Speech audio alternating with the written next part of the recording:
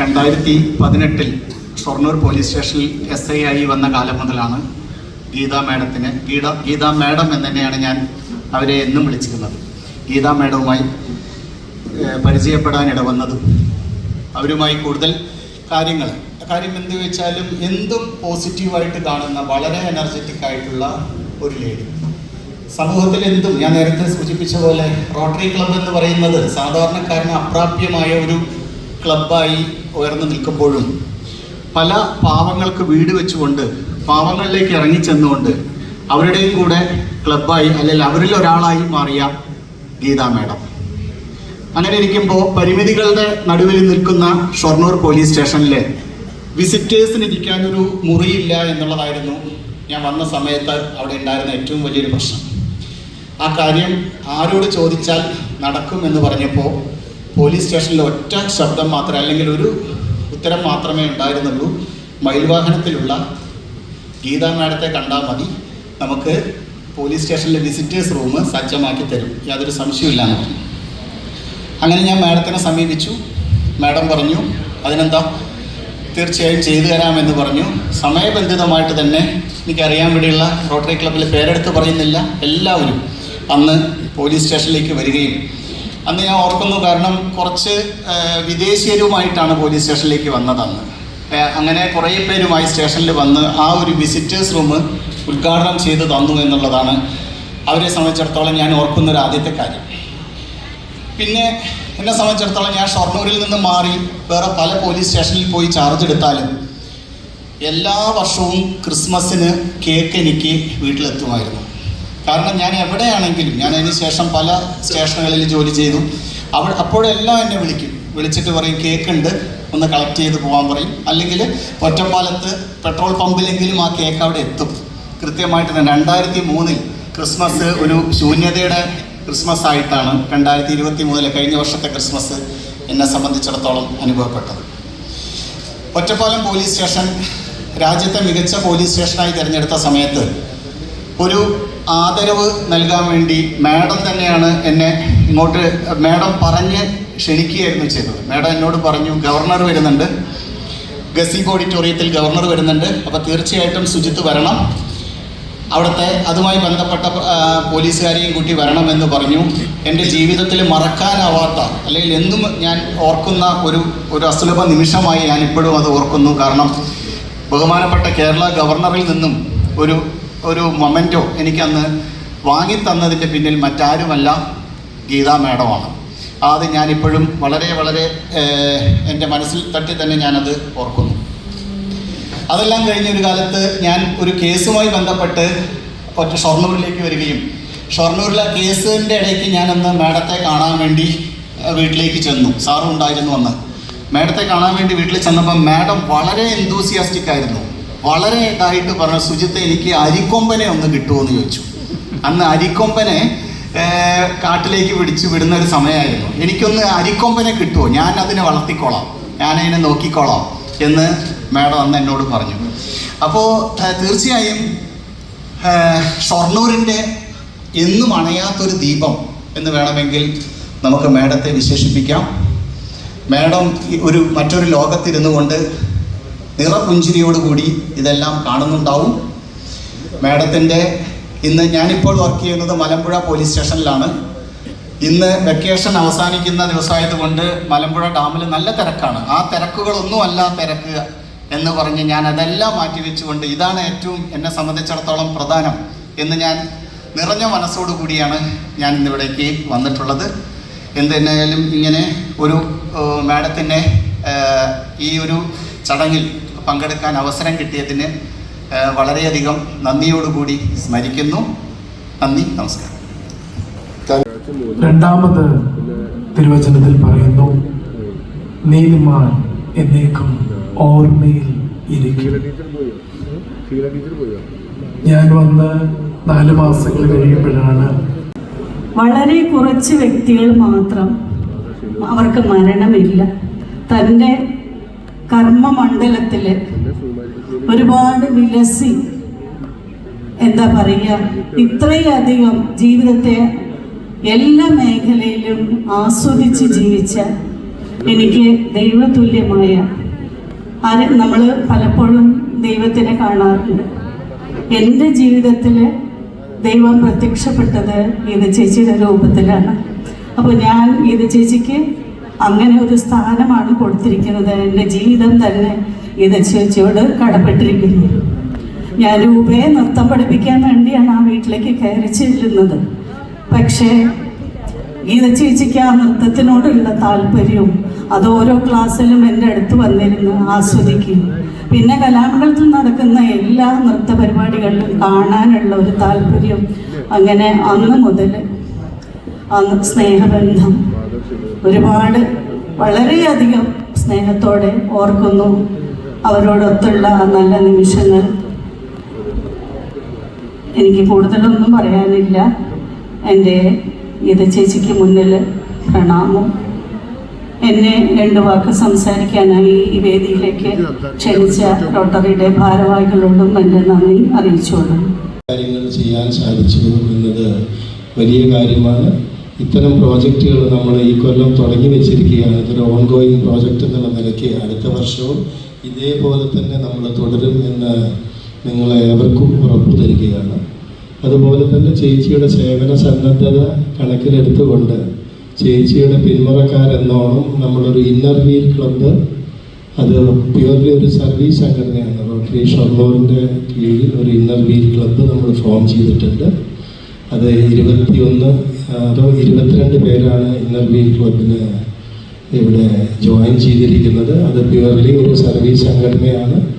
ഈ ചേച്ചിയുടെ യശസ് ഉയർത്തിപ്പിടിക്കാനും അതുപോലെ ഷൊർണൂർ ചെറുതുരുത്തി മേഖലയിൽ ഷൊർണൂർ റോട്ടറിയോട് ചേർന്ന് സഹകരിക്കാനും വേണ്ടി ആയിട്ടാണ് ഈ ഒരു ക്ലബ്ബ് ഫോം ചെയ്തിരിക്കുന്നത്. ഇത് ഷൊർണൂർ റോട്ടറിയെ സംബന്ധിച്ചോളം വളരെയധികം അഭിമാനമുള്ള ഒരു കാര്യമാണ് എന്നുകൂടി പറയാൻ ഞാൻ ആഗ്രഹിക്കുകയാണ്.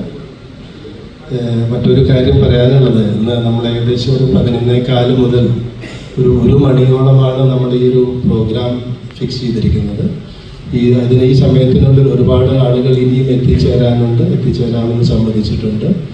അപ്പോൾ അതുകൊണ്ട് ഈ 11 എല്ലാവരും കഴിയുമെങ്കിൽ ഒന്ന് അവസാനം വരെ ഒരു ഉച്ചവരെ ഇരുന്ന് ചേച്ചിയുടെ പേരിൽ എല്ലാവർക്കും ഒരു ഭക്ഷണം കഴിച്ച് നമുക്ക് പിരിയണം എന്നാണ് എൻ്റെ ആഗ്രഹം. അതിന് എല്ലാവരും ഞാൻ അതിനായിട്ട് ഒരു റിക്വസ്റ്റ് വയ്ക്കുകയാണ്. എല്ലാവരും കഴിയണവരിരുന്നാൽ വളരെ നന്നായിരിക്കും. എബ്രഹാമിൻ്റെ 1 വർഷം പൂർത്തിയാകുന്ന വേളയിലുള്ള ഒരു ചടങ്ങാണ് സംഘടിപ്പിച്ചിട്ടുള്ളത്. ഉണ്ണികൃഷ്ണൻ തന്നെ വിളിച്ചിരുന്നു. ഉച്ച സമയത്ത് ഉണ്ണികൃഷ്ണനോട് ഞാൻ പറഞ്ഞൊരു കാര്യം, റോട്ടറി ക്ലബിൻ്റെ സജീവത സത്യത്തിൽ ഗീത എബ്രഹാം മരണപ്പെട്ടതോടുകൂടി നഷ്ടപ്പെട്ടു എന്ന് മാത്രമല്ല, നഗരസഭയ്ക്കുണ്ടായിരുന്ന വലിയ ഒരു അത്താണി കൂടിപ്പോയി. ഇപ്പോൾ റോട്ടറി ക്ലബ് അത്തരത്തിലൊരു സജീവതയിലേക്ക് വരുന്നുണ്ടോ എന്നുള്ളത് അവരുടെ പ്രവർത്തനത്തിൻ്റെ മികവാണ് കാണിക്കുന്നത്. ഇവിടെ പലരും സൂചിപ്പിച്ച പോലെ രാഷ്ട്രീയ രംഗത്തൊക്കെ വന്ന് കുറേ കാലത്ത് പരിചയമുണ്ട്. കുടുംബവുമായി വളരെ കാലത്തെ അടുപ്പം ഉള്ള ഒരു വ്യക്തി എന്ന നിലയിൽ നഗരസഭ ചെയർമാൻ ആയതോടുകൂടിയാണ് കുറെ കൂടി ഇവരുമായിട്ട് ഇടപെടാനായിട്ട് സാധിച്ചത്. വളരെ വലിയ സൗകര്യങ്ങളാണ് സാമൂഹ്യ ക്ഷേമ പ്രവർത്തനങ്ങളോട് സഹായം അഭ്യർത്ഥിച്ച് ചെന്നാൽ നൽകാറുള്ളത് എന്ന് പറയാതിരിക്കാൻ നിർവാഹമില്ല. ഒരുപക്ഷെ എനിക്ക് തോന്നുന്നത് പലതും അവരുടെ വ്യക്തിപരമായിട്ടുള്ള ഒന്നായിട്ടാണെങ്കിൽ പോലും അത് റോട്ടറി ക്ലബിൻ്റെ പേരിൽ ചേർത്തുകൊണ്ട് റോട്ടറി ക്ലബിനെ കൂടി അതിന്റെ ഭാഗമായിട്ട് ഉയർത്താൻ ഒക്കെ അവരെ ശ്രമിച്ചിരുന്നു.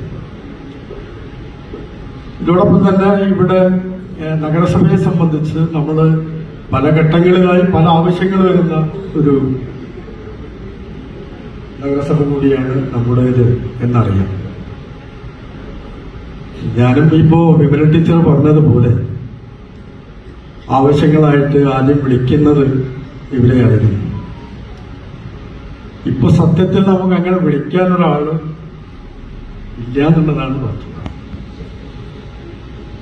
നമ്മളിവിടെ ഒരു വേദിയിലൊരു പൊങ്ങച്ചം പറയലല്ല, യഥാർത്ഥത്തിൽ നമ്മുടെ അനുഭവവേദ്യമായിട്ടുള്ള കാര്യങ്ങളാണ്. ഭരണഘട്ടത്തിൽ തന്നെ നമ്മുടെ നഗരസഭയിൽ തന്നെ നിരവധി ആളുകൾക്കാണ് വീട് വെച്ച് നൽകുന്ന കാര്യത്തിലൊക്കെ ആത്മാർത്ഥമായിട്ടുള്ള ഇടപെടൽ അവർ നടത്തി. ഇവിടെ റോട്ടറി ക്ലബ്ബ് തന്നെ നിർമ്മിച്ച് നൽകിയ വീടിന്റെ ഉദ്ഘാടനത്തിന് മന്ത്രിയെ കിട്ടണമെന്ന് എന്നോട് ആവശ്യപ്പെട്ടു. അന്ന് നഗരസഭയുടെ ഒരു പദ്ധതിയുമായി ബന്ധപ്പെട്ട് അന്നത്തെ തദ്ദേശ സ്വയംഭരണ വകുപ്പ് മന്ത്രി ഗോവിന്ദ മാഷ് എന്നിട്ട് അറേഞ്ച് ചെയ്ത് കൊടുത്തു. വളരെ നല്ല രീതിയിൽ ആ പരിപാടി സംഘടിപ്പിച്ചു. പോകുമ്പോൾ ഗോവിന്ദ മാഷ് പറഞ്ഞത് ഇവര് ഇത്രയും നേതൃത്വപരമായ പങ്ക് വഹിക്കുന്നു എന്നത്, അതോടൊപ്പം തന്നെ നഗരസഭയുമായി ചേർന്ന് കാര്യങ്ങൾ ചെയ്യാൻ തയ്യാറാവുന്നു എന്നതും ഒരു മുതൽക്കൂട്ടാണ്. അത് പരമാവധി നിങ്ങളെല്ലാവരും പ്രോത്സാഹിപ്പിക്കേണ്ടതും അവർക്ക് അതിന് അനുസൃതമായിട്ടുള്ള അംഗീകാരം നൽകുകയും വേണം എന്നായിരുന്നു. എനിക്ക് ഈ വേദിയിൽ പറയാൻ പറ്റുമെന്നറിയില്ല, അവരുടെ കുടുംബങ്ങൾ ഇവിടെയുണ്ട്. ഞങ്ങൾക്ക് ഇപ്പോൾ ഏതാണ്ട് ഒരു വർഷം കൂടിയാണുള്ളത്. അവരുടെ നാമധേയത്തിൽ എന്തെങ്കിലും തുടങ്ങാനുള്ള സൗകര്യങ്ങൾ ചെയ്യണം എന്ന് നഗരസഭയ്ക്ക് ആത്മാർത്ഥമായിട്ട് ആഗ്രഹമുണ്ട്. അതിനെ അവരുടെ കുടുംബം കൂടി സഹായിച്ചാൽ തീർച്ചയായും നമുക്ക് ഗീത അബ്രഹാമിന്റെ നാമധേയത്തിൽ നമ്മുടെ നഗരസഭയിൽ തന്നെ ഉചിതമായ ഒരു സ്മാരകം പണിയാൻ നഗരസഭ തയ്യാറാണ്. അതിന് അവരുകൂടി മുൻകൈ എടുക്കും എന്ന പ്രതീക്ഷയാണ് എനിക്കുള്ളത്. ഞാൻ അവരുടെ മരണശേഷം പിന്നീട് ഉണ്ണീഷിനെ തന്നെ വിളിച്ച് ഒരു ദിവസം കാണണം എന്ന് പറഞ്ഞ് 2-3 ദിവസം ഞങ്ങൾ നോക്കി. പക്ഷെ പെട്ടെന്ന് നമുക്കത് സാധ്യമില്ലാത്തൊരവസ്ഥ വന്നു. പിന്നീട് നമ്മളും തിരക്കപ്പെട്ട് പല രീതിയിൽ പോകുന്ന സ്ഥിതിയാണ് ഉണ്ടായത്. അതുകൊണ്ട് ഇപ്പോ മകള് രൂപ അത്യാവശ്യം കാര്യങ്ങളൊക്കെ ചെയ്യുന്നുണ്ട്. ഞാൻ വീട്ടിൽ ചെന്നപ്പോൾ ഒരു ഭാര്യ പറഞ്ഞു, ഇങ്ങനെ രൂപ എബ്രഹാം എന്ന് പറയുന്ന ഒരാള് കുട്ടി വിളിച്ചിരുന്നു, സ്കൂളിലേക്ക് വല്ലതും ചെയ്യാനുണ്ടോ എന്ന് ചോദിച്ചു. അപ്പൊ ഞാൻ പരിചയപ്പെടുത്തി കൊടുത്തു, ഇങ്ങനെയുണ്ട്, ഇവരായിരിക്കും. ഇപ്പോൾ ഞാനൊരു ചടങ്ങിൽ പങ്കെടുത്തിട്ടാണ് വരുന്നത്. വാർഡ് സഭ ഉണ്ടായതിൽ അപ്പൊ അവിടെ രൂപയുടെ പേര് അവിടുത്തെ കൗൺസിലർ പരാമർശിച്ചു, ഒരു വീൽ ചെയർ നൽകി. അവര് ഈ ചടങ്ങിലേക്ക് വരേണ്ടതായിരുന്നു, വരാൻ നിർവാഹമുണ്ടായില്ല. എന്നാൽ കൗൺസിലർ ഇപ്പോൾ അവിടെ പറഞ്ഞു കഴിഞ്ഞ് അപ്പോൾ ഏറ്റവും മഹത്തായിട്ടുള്ള ഒരു മഹനീയമായിട്ടുള്ള കർത്തവ്യങ്ങളാണ് പൊതു സമൂഹത്തിന്റെ നന്മയ്ക്ക് വേണ്ടി അചരണരായിട്ടുള്ള അവശത അനുഭവിക്കുന്നവരെ സഹായിക്കുക എന്നുള്ളത് ഏറ്റെടുക്കുന്നു എന്നത് ഈ കാലത്ത് വളരെ പ്രാധാന്യം അർഹിക്കുന്നതാണ്. അത് നമുക്ക് എടുത്ത് പറയാതിരിക്കാൻ നിർവാഹമില്ല. ഒരുപക്ഷെ ഞാൻ ഇവരുടെ മരണത്തിന് ഒരാഴ്ച മുമ്പ് വരെയും എന്നെ വിളിക്കുമായിരുന്നു, ഏതാണ്ട് ഒന്നരാളും വിളിക്കുമായിരുന്നു പല കാര്യങ്ങൾക്കായിട്ട്. അവര് നമ്മുടെ നഗരസഭയുടെ വികസന കാര്യങ്ങൾ അന്വേഷിച്ച് വിളിക്കും, ചില സംശയങ്ങൾക്ക് വിളിക്കും, ചിലത് ഇങ്ങനെ ചെയ്തുകൂടെ ചോദിക്കും. അങ്ങനെ അഭിപ്രായങ്ങൾ ഉണ്ടായിരുന്നു. ഒരു നഗരത്തിന്റെ കാര്യത്തിൽ ഇത്രമാത്രം അവര് ഇൻക്ലൂഡ് ആണ് എന്തെല്ലാം ചെയ്യാൻ സാധിക്കുമെന്ന് പരസ്പരം ചർച്ച ചെയ്യാൻ വേണ്ടി വിളിക്കുക എന്നുള്ളതൊരു വലിയ കാര്യം. അപ്പൊ അവർക്ക് ഷൊർണൂരിനോടുള്ള വലിയ ഒരു ആത്മാർത്ഥമായിട്ടുള്ള അവരുടെ ഒരു പ്രണയം എന്ന് വേണമെങ്കിൽ പറയാം. അത്രയും ഗാഢമായിട്ടുള്ള ഒരു സ്ഥിതിയാണ് അവസാന ഘട്ടങ്ങളിൽ അവർ പ്രകടിപ്പിച്ചത്. അവസാന ഘട്ടങ്ങൾ പ്രകടിപ്പിക്കുക എന്ന് മാത്രമല്ല, എല്ലാറ്റിലും അഭിപ്രായങ്ങളും അതോടൊപ്പം തന്നെ ഉപദേശങ്ങളും അതിനെ ബന്ധപ്പെടുന്ന വഴികൾ ഒക്കെ അവരുടെ കയ്യിലുണ്ടായിരുന്നു. ടൂറിസവുമായി ബന്ധപ്പെട്ട പ്രോജക്റ്റിന് നേരെ തിരുവനന്തപുരത്തേക്കാണ് ചീഫ് സെക്രട്ടറി ആയിരുന്ന ആളെയാണ് നേരെ വിളിച്ചത്. എന്നിട്ടാണ് അതിന്റെ കാര്യങ്ങൾ നമ്മളോട് പറയുന്നത്. അപ്പൊ അത്രയും താല്പര്യത്തോടു കൂടി മുകളിൽ ഇടപെടേണ്ടവരെ വിളിക്കാനും അത് വിളിച്ച് നമ്മളോട് അത് കമ്മ്യൂണിക്കേറ്റ് ചെയ്യാനും ഒക്കെയുള്ള താല്പര്യം ഉണ്ടാവുക എന്നുള്ളതും നമ്മൾ ഈ അവസരത്തിൽ സ്മരിക്കാതെ പോകുന്നതിൽ അർത്ഥമില്ല. ഞാൻ ഈ പരിപാടി ഇവര് ഇങ്ങനെ സംഘടിപ്പിച്ചത് ഒരു നല്ല സമയത്താണ് സംഘടിപ്പിച്ചത്. എന്തായാലും കൂടുതൽ വാക്കുകൾ പറഞ്ഞ് ഞാൻ നിങ്ങളെ ബോറടിപ്പിക്കുന്നില്ല. അവരുടെ പാവന സ്മരണ എന്നും നമുക്ക് ഓർമ്മിക്കുന്നതാണ്. അവർ ഈ സമൂഹത്തിന് ചെയ്തിട്ടുള്ള ഒരുപാട് നല്ല കാര്യങ്ങൾ അതെല്ലാം നമ്മൾ സ്മരിക്കുക തന്നെ വേണം. കാരണം അങ്ങനെ സ്മരിക്കാതെ പോകുന്നത് ഒരു നന്ദികേടായിരിക്കും. തീർച്ചയായിട്ടും അർഹതപ്പെട്ട ഒരു സദസ്സ് തന്നെയാണ് നമ്മൾ ഉണ്ടാക്കിയിട്ടുള്ളത്. എല്ലാവരുടെയും ഒപ്പം ഞാൻ ഈ ദിവസം പങ്കുചേർന്നുകൊണ്ട് അവരുടെ സ്മരണ ഒരിക്കൽ കൂടി അനുസ്മരിച്ചുകൊണ്ട് ഞാൻ അവസാനിപ്പിക്കുന്നു. നന്ദി, നമസ്കാരം.